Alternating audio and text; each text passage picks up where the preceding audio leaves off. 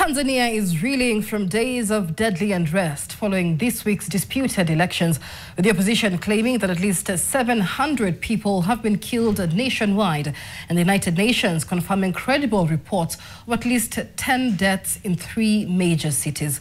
With the government insisting it is restoring order after what it calls isolated incidents, Kenya now finds itself acting as a buffer, tightening security at the Namanga border to stop the violence from spilling further across East Africa. Now, with fear rising and freedom shrinking, Tanzania faces its most perilous moment in years, a test not just of power, but of democracy itself. NTV's Ashley Atieno has the details. The aftermath of Tanzania's general election has turned deadly. What began as protests over a disrupted vote has spiraled into some of the country's worst unrest in years.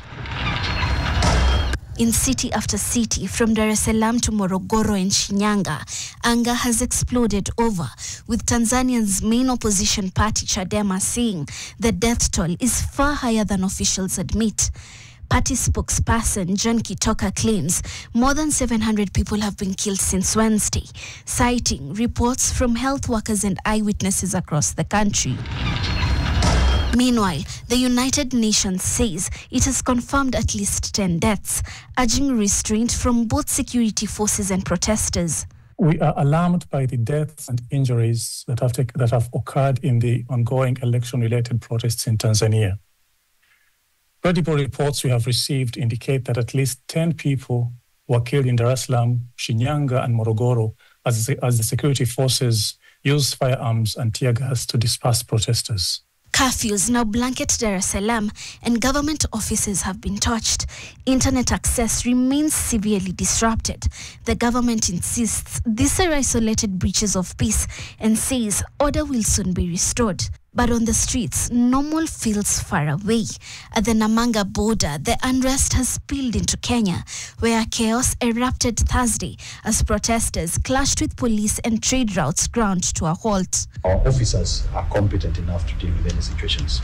If there will be any inconveniences in terms of movement of cargo and people, I believe that the officers at our points of entry and exit must be able to advise those who are moving in a manner that then we don't endanger anyone's life. But as Kenya tightens security, anger continues to simmer.